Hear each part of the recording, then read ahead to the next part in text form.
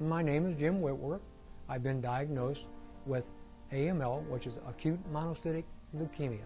I am 61 years old, and at the time I hit Siteman Cancer Center, I was told I had it so bad that I only had 3 weeks to live. I am retired. I was a construction worker. I was a drywall finisher, which I worked for just about 40 years. I spent 32 years with one contractor in St. Louis. I am married.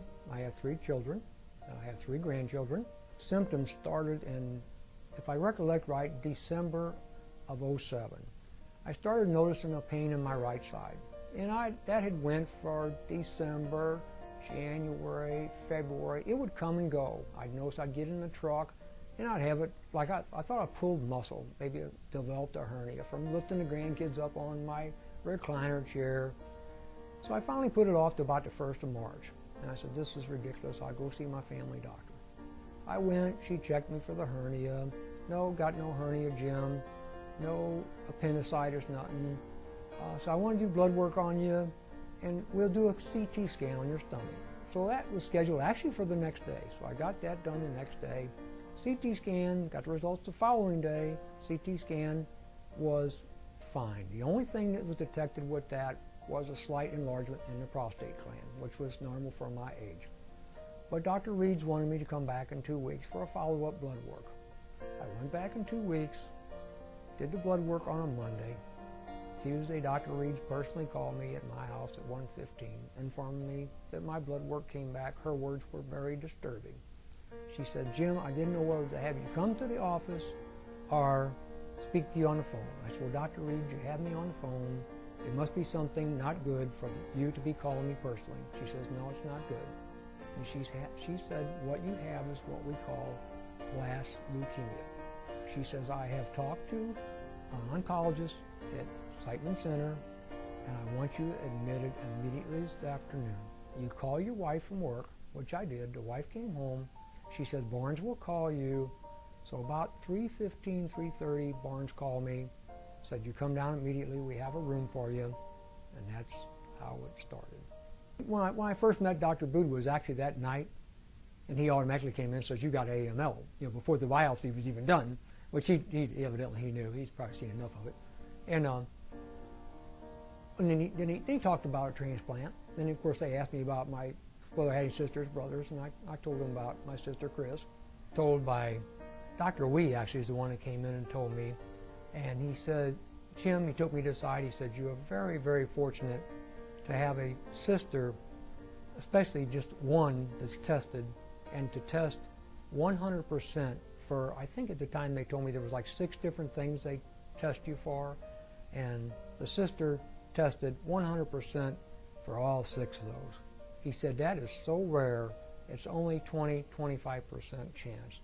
Well, immediately after he left the room, I had to call my sister and tell her. Of course, she was all excited, and I said, Chris came in. I had a week of chemo before the transplant, and the 21st they did, or the 22nd they did the apheresis on her. I got the transplant that night, and I was told that I would spend probably 4 to 6 weeks in after the transplant, which I got out in 3 weeks and 3 days. The chemo, yes, bothered me, give me the typical mouth sores.